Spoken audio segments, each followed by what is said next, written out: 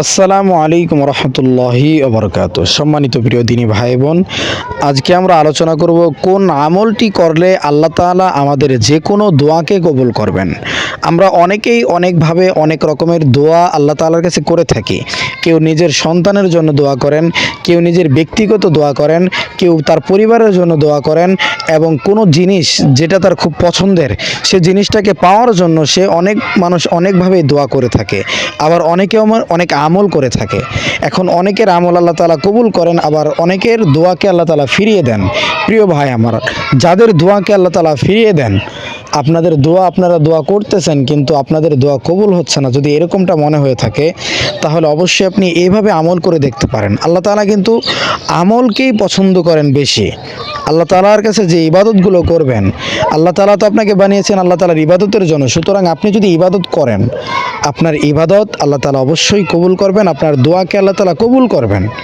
এটা হাদিসের মধ্যে এরকমভাবে রয়েছে, আদ-দুআ হুয়াল ইবাদা, দোয়াই হচ্ছে প্রকৃত ইবাদত, সর্বোত্তম ইবাদত। এজন্য আমাদের বেশি বেশি আল্লাহ তাআলার কাছে দোয়া করতে হবে।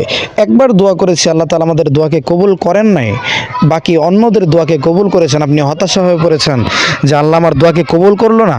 আরে ভাই, আপনি তো দোয়া করার সিস্টেমটাই জানেননি এখনও। আল্লাহ তাআলার কাছে কীভাবে চাইতে হয় আপনি তো সেই সিস্টেমটা এখনও জানেন নাই। অনেকে আল্লাহ তাআলার কাছে পুত্র সন্তান, মেয়ে সন্তান, এরকমভাবে বিভিন্ন বিষয় নিয়ে আল্লাহ তাআলার কাছে দোয়া করে থাকেন যে আল্লাহ আমাকে একটা পুত্র সন্তান দান করুক, আল্লাহ আমাকে একটা মেয়ে সন্তান দান করুক। এখন আপনারা যে দোয়াটা করবেন সেটা কিভাবে করবেন, যদি সেটা আপনাদের জানা না থাকে তাহলে আপনারা কিভাবে দোয়া করবেন একটু বলেন তো প্রিয় ভাই। এজন্য আমরা আজকে এই বিষয়ে কথা বলবো যে কোন দোয়াটি করলে, কিভাবে দোয়া করলে আল্লাহ তাআলা আপনার দোয়াকে কবুল করবেন। তো চলুন আমরা ভিডিওটি সম্পূর্ণ দেখি, আমলের নিয়তে দেখব ইনশাআল্লাহ তাআলা।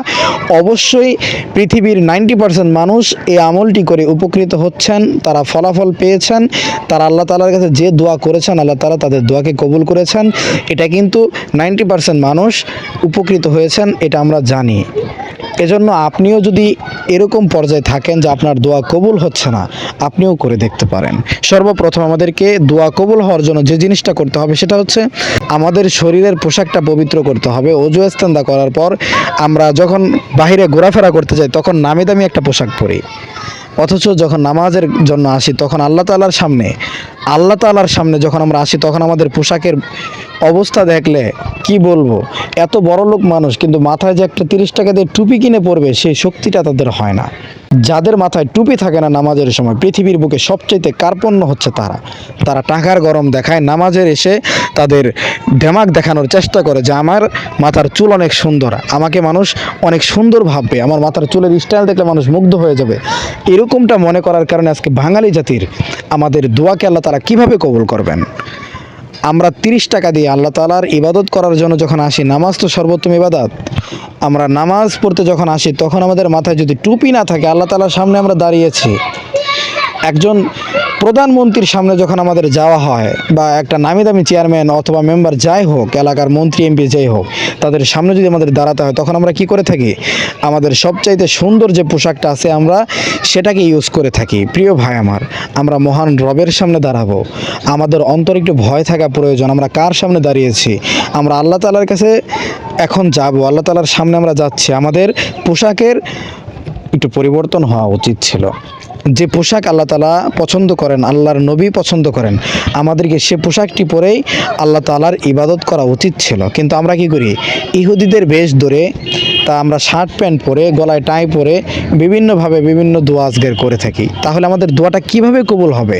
আপনি বলেন কিভাবে দোয়াটা কবুল হবে?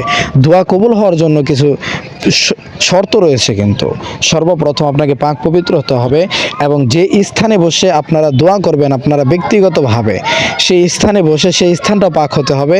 এবং সর্বপ্রথম সেই স্থানে গিয়ে আপনারা কি করবেন, 2 রাকাত নফল নামাজ আদায় করবেন। 2 রাকাত নফল নামাজ আদায় করার পর সর্বপ্রথম আপনাকে যেটা করতে হবে সেটা হচ্ছে 100 বার দরুদে ইব্রাহিম পাঠ করতে হবে। আল্লাহুম্মা সাল্লি আলা মুহাম্মাদি ওয়া আলা আলি মুহাম্মাদ কামা সাল্লাইতা আলা ইব্রাহিম ওয়া আলা আলি ইব্রাহিম ইন্নাকা হামিদুম মাজিদ। আল্লাহুম্মা বারিক আলা মুহাম্মাদ ওয়া আলা আলি মুহাম্মাদ কামা বারাকতা আলা ইব্রাহিম ওয়া আলা আলি ইব্রাহিম ইন্নাকা হামিদুম মাজিদ। এরপর আমাদের যেটা করতে হবে সেটা হচ্ছে আমরা 499 বার, 499 বার, অর্থাৎ একটি কম 500, আমরা লা হাওলা ওয়ালা কুওয়াতা ইল্লা বিল্লাহ, লা হাওলা ওয়ালা কুওয়াতা ইল্লা বিল্লাহ, এই বাক্যটি 499 বার পাঠ করব।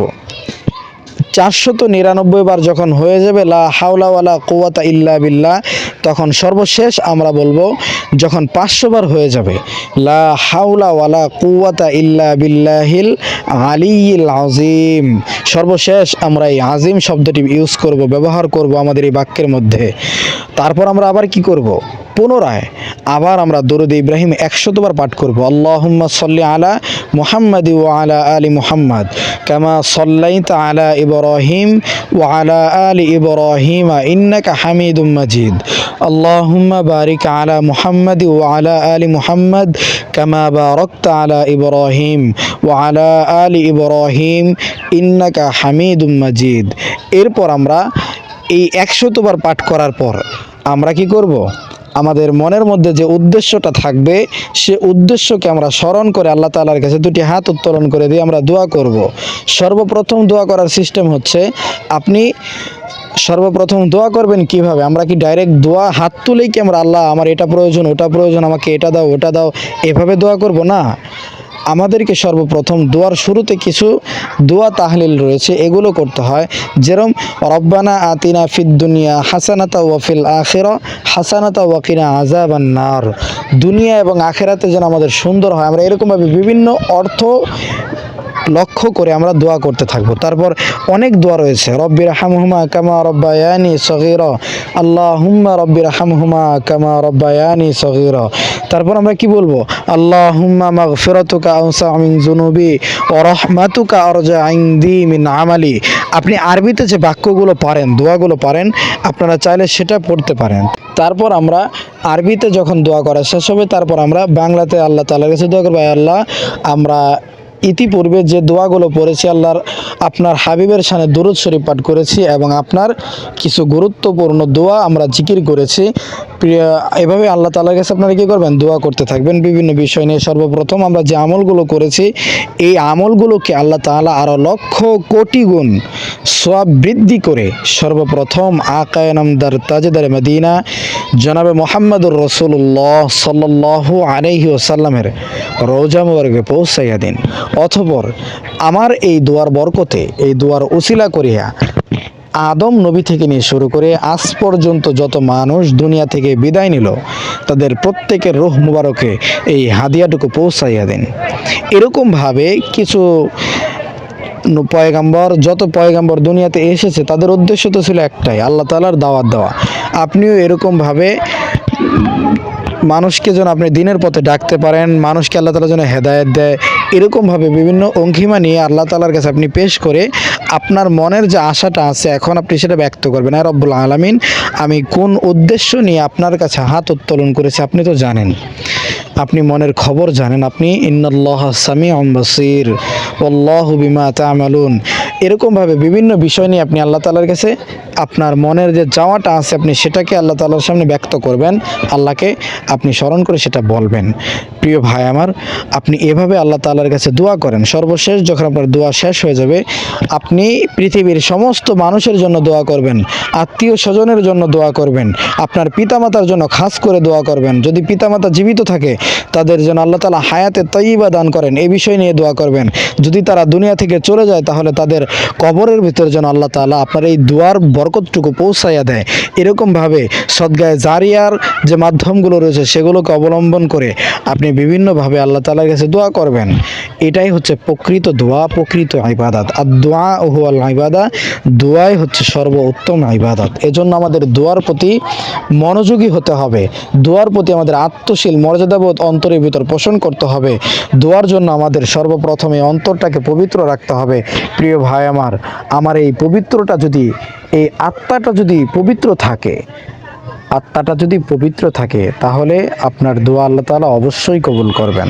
আমরা কি করি জানেন, আমরা ফেসবুক, ইন্টারনেট, এরকম বিভিন্ন যে অ্যাপসগুলো রয়েছে অনলাইনের, আমরা এগুলোর ভিতর যেটা দেখতে পাই যে ফেসবুকের যে নিয়ম যেটা সেটা হচ্ছে যে ফেসবুকে যদি রিচ এঙ্গেজ বেশি থাকে, ফেসবুকের রিচ এঙ্গেজ যদি বেশি থাকে তাহলে আপনার ভিডিও যেটাই আপনি আপলোড করেন না কেন, আপনার ভিডিও কিন্তু ফেসবুক তারা নিজেরাই সেটা মানুষের কাছে পৌঁছে দেয়।